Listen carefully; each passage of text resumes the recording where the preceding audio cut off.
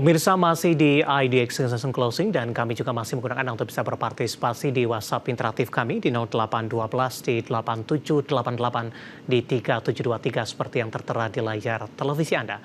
Dan selanjutnya langsung saja kita akan saksikan saham-saham pilihan apa saja yang direkomendasikan. Dapat Anda saksikan grafis di layar televisi Anda pemirsa. 4 saham pilihan yang pertama datang dari saham-saham berbasis CPO ada LSIP ini.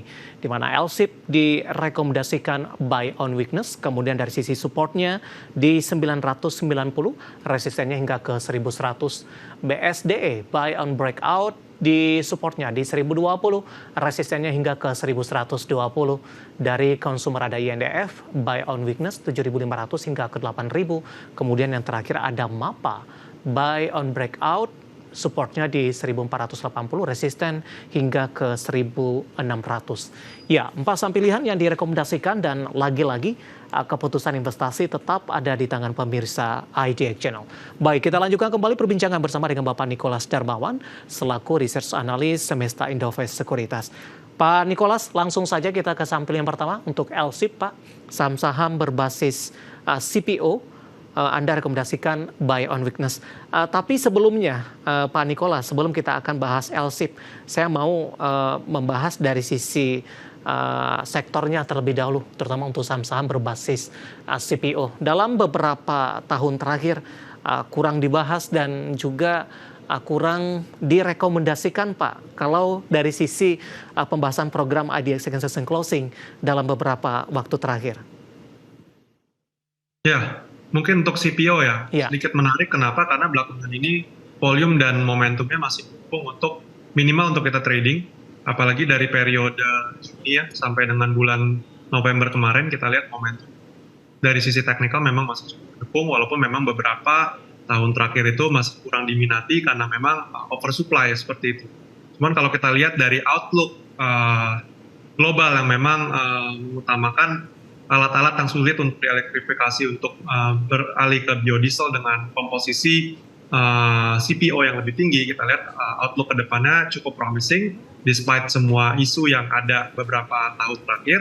Dan mungkin dari sisi teknikal ya, lebih ke teknikal untuk sekarang kita lihat dari sisi teknikal masih cukup mendukung ya untuk rebound di harga 1025, 1020 sampai dengan 1015 kita recommendation buy on weakness. Karena kemarin juga closingnya itu doji di atas level 1000 masih berhasil di-maintain.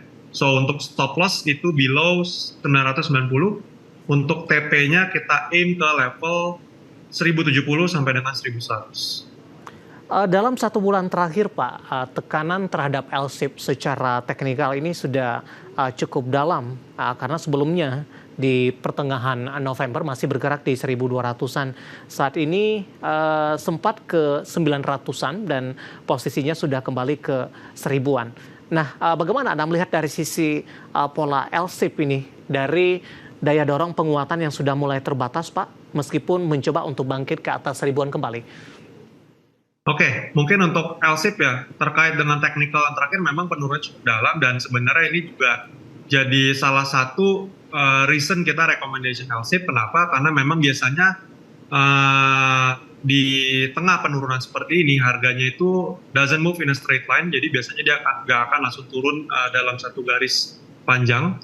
Terutama untuk LSIP sendiri kita lihat dari sisi momentum itu sudah jenuh jual. Jadi kemungkinan relatifly dia akan rebound dulu ke level resisten terdekatnya, baru dia akan lanjut penurunan. Jadi secara momentum dan liquidity kita lihat masih ada peluang untuk technical trading dari sisi teknikal seperti itu. Baik, untuk LSIP penutupan hari ini di 1025 menguat di 2,50% pemirsa. Dari LSIP kita beralih ke saham pilihan yang kedua.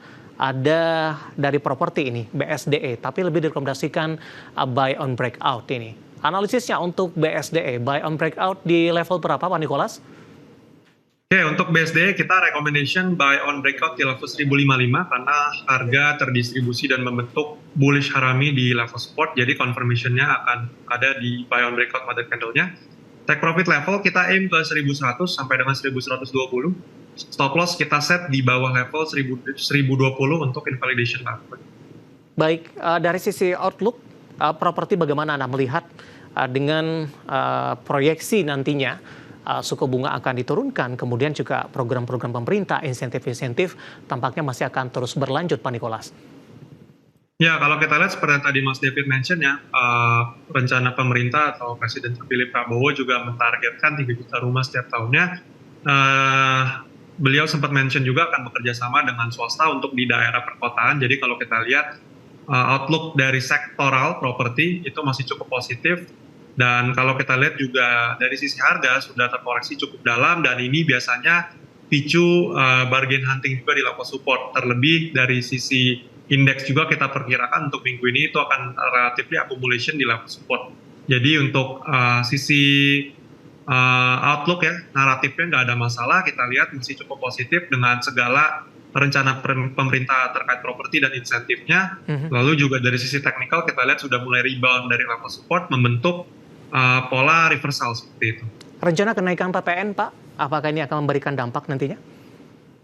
Kalau kita lihat kayaknya rencana untuk PPN 12% itu lebih berdampak ke consumer spending yang sehari-hari ya. Jadi mungkin lebih berdampak ke consumer goods dan retail seperti itu. Kalau untuk properti kita lihat dengan rencana pemerintah ke depannya harusnya masih akan ada keringanan dari sisi PPN dan lain-lain seperti itu. Oke, dari BSDE kita beralih ke saham pilihan yang ketiga, ada INDF ini. Rekomendasinya adalah buy on weakness. Analisis dan pertimbangan, INDF masuk ke dalam salah satu pilihan Anda. Oke, mungkin dari outlook ya, Indofood ini kita lihat juga sejalan dengan agenda Presiden Prabowo mengenai ketahanan pangan. Jadi kalau kita lihat beberapa bulan terakhir ini Indofood itu relatively bullish, karena kalau kita lihat masih masuk ya naratifnya Indofood ke dalam agenda Presiden Prabowo. Kalau kita lihat dari sisi teknikal, juga Indofood baru aja breakout dari mother candle atau rebounder level support. Kita recommendation buy on weakness di level 7675 sampai dengan 7550 untuk range buy. Take profit level kita aim ke 7900 sampai dengan ke 8000. Untuk stop loss kita set di bawah level 7500. Target ke 8.000 sampai kapan Pak Nikolas? Sampai akhir tahun atau awal 2025? Kita cukup optimis sampai akhir tahun ini 8.000 itu masih cukup optimis untuk tercapai. Baik, penutupan hari ini masih di 7.650, menguat di 0,66%. Artinya nanti kalau tembus di 8.000, ini akan menyentuh level tertinggi kembali Pak, paling tidak dalam beberapa tahun terakhir? Harusnya kalau kita lihat dari sisi tren dan naratif untuk Indofood sendiri itu masih cukup possible untuk menyentuh titik tertingginya lagi. Baik, dari INDF kita beralih ke saham pilihan yang terakhir, ada MAPA. Direkomendasikan buy on breakout ini, analisis dan rekomendasinya untuk MAPA. Oke, untuk MAPA kita lihat kemarin atau hari ini ya, kita lihat itu reject level support, walaupun sudah ada indikasi kemarin itu hanging man atau pin bar di level support di atas 1000, masih di atas 1000, kita lihat level psikologis masih berhasil ditahan. Lalu untuk hari ini juga masih ditutup menguat 1% di level 1005. Dan untuk range buy kita rekomend itu lebih ke buy on breakout yang hari ini di level 1020. Untuk take profit level kita aim ke level 1070 sampai dengan 1100 karena kita lihat di situ ada resisten minor. Dan untuk stop loss kita rekomend itu stop loss di bawah level 1000 karena kalau level 1000 dijebol sebagai level support psikologis kemungkinan harganya akan lanjut turun seperti itu. Baik, penutupan hari ini di 1005 pemirsa, menguat di 1,01%. Intraday hari ini tadi sempat ke 1020. Ya, ada 4 saham pilihan yang direkomendasikan. Di antaranya ada LSIP, BSDE, INDF, dan juga ada MAPA. Dan lagi-lagi keputusan investasi tetap ada di tangan pemirsa IDX Channel. Kita sudah sampai di segmen terakhir dan terima kasih juga untuk Anda yang masih bergabung bersama dengan kami. Pak Nikolas, kita lanjutkan kembali. Pertanyaan pertama datang dari Bapak Robertus ini, tidak menyebutkan lokasinya di mana. Menanyakan saham Toba, Pak. Prospek ke depan, support dan resistennya. Oke, mungkin untuk Toba sedikit kita review teknikalnya itu masih mengalami tren bearish minor. Jadi memang untuk jangka pendek dan menengah kita perkirakan masih akan cenderung bergerak turun.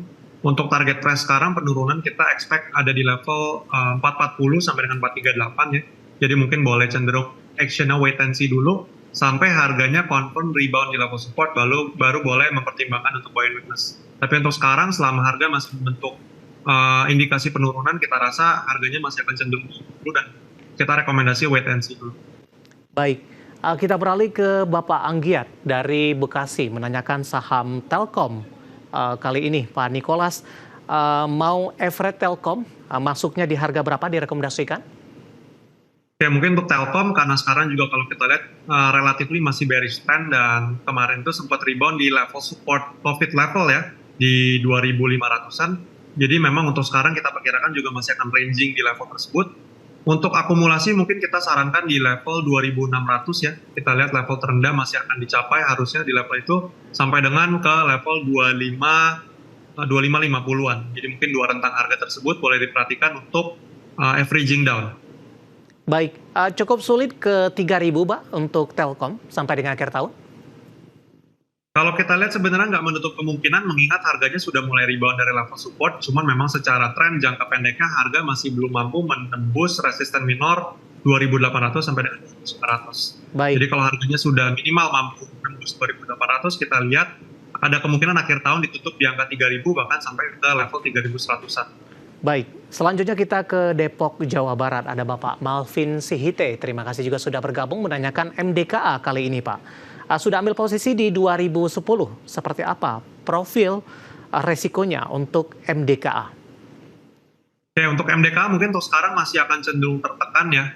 Karena kalau kita lihat permintaan base metal dari China yang mana ini masuk ke dalam bisnis MDKA juga masih cenderung lemah. Lalu juga dari sisi emas masih cenderung terkoreksi sehingga kita perkirakan average selling price akan turun menjelang akhir tahun. Dan dari sisi teknikal kita lihat juga harga masih reject di bawah level resisten 2170 dan hari ini ditutup melemah di level 2000. Jadi kalau next day 2000-nya gagal di maintain, kita sarankan untuk exit dulu karena harganya berpeluang lanjut turun sampai dengan ke level 1900-an. Jadi untuk MDK kita perkirakan turun dulu, jadi better kalau harganya gagal maintain di atas 2000, better exit dulu seperti itu. Oke, Bapak Malvin Sihite ambil posisi di 2010, beda tipis dengan penutupan hari ini di support yang diwaspadai di 2000. Selanjutnya tidak menyebutkan nama dan lokasi dari saham properti, PANI hari ini cukup melaju kencang, sudah direkomendasikan masuk tidak Pak untuk PANI? Oke, untuk PANI kita lihat udah mulai menarik ya untuk kalau mau re-entry lagi mengingat trennya masih cukup bullish dengan berbagai naratif yang ada untuk PANI. Kita lihat hari ini penutupan 7,8% di angka 15.200, berhasil rebound dari level support 14.200-an. Jadi mungkin kalau mau buy PANI ada dua option, boleh buy on breakout di level 15.500 atau buy on weakness di level 15.2 sampai dengan 15.000. Dan untuk stop loss mungkin kita set di bawah level 14.500 sebagai invalidation level. Oke, ketika tembus di 15.500, ada peluang ke 17.000 kembali tidak Pak untuk PANI? Ya untuk PANI tidak hanya 17.000, kita perkirakan harganya kemungkinan akan rally lagi sampai dengan 18.000 dan mungkin level tertingginya di level 18.890-an. Jadi mungkin untuk PANI untuk sekarang trennya masih mengarah ke atas semua indikator. Baik, kemudian ada Bapak Inder dari Bali, BBCA. Sebenarnya tadi pun juga sempat kita ulas Pak, tapi kita review singkat saja. Ideal masuk di harga berapa untuk BBCA? Di 9.000-an kah Pak untuk BBCA? Ya, seperti tadi kita sudah mention, 9.890 sampai dengan 9.850 itu masih menjadi level yang cukup ideal untuk re-entry lagi, mengingat harganya hari ini masih terkoreksi, jadi kemungkinan di hari perdagangan Kamis dan Jumat masih ada peluang untuk harganya bergerak melemah lagi. Jadi boleh dimanfaatkan untuk akumulasi di level tersebut. Baik, dari BBCA kita beralih ke BRMS Pak, tidak menyebutkan nama dan lokasi. Potensi balik ke 500-an kembali, terbuka cukup lebar Pak? Tidak, atau masih ada ruang untuk pelemahan lanjutan untuk BRMS? Oke, mengingat harga emas sekarang juga cenderung turun karena memang ada gencatan senjata dari berbagai negara kepada Israel, kita lihat risk premium daripada emas itu mulai turun sehingga harga emas global juga kalau kita lihat itu turun. Dan kalau untuk peluang ke 500 sebenarnya masih cukup terbuka dari sisi teknikal. Cuman kalau kita lihat dari sisi naratifnya sekarang, BRMS cenderung akan sideways dulu di rentang harga 450 sampai dengan level terendahnya di level 380-an. Jadi antisipasi mungkin boleh wait and see dulu dan menunggu di level support 380 untuk consider buy on weakness atau tidak. Karena kalau harganya terus melanjutkan pelemahan, ada kemungkinan dia break di bawah level 350 seperti itu. Baik, jawaban tadi untuk posisi dari beberapa saham yang sudah masuk ke WhatsApp interaktif kami, dan lagi-lagi keputusan investasi tetap ada di tangan pemirsa IDX Channel. Waktu kita cukup terbatas, tampaknya pembahasan tadi sekaligus mengakhiri kebersamaan kita untuk kali ini. Sebenarnya masih ada beberapa pertanyaan dan kami mohon maaf, silakan bergabung bersama kami kembali di waktu dan di periode yang sama di perdagangan Kamis pekan ini. Dan Pak Nicholas, terima kasih juga sudah berpartisipasi. Sehat selalu Pak Nicholas. Thank you, Mas David dan IDX Channel. Terima kasih, ada Bapak Nicholas Darmawan, Research Analyst Mesta Indovest Sekuritas. Dan pemirsa, jangan lupa saksikan program Market Review yang akan tayang pada pukul 18 waktu Indonesia Barat. Karena urusan masa depan harus terdepan. Aku, investor saham. Saya David Sanoval, pamit undur diri. Sampai berjumpa kembali.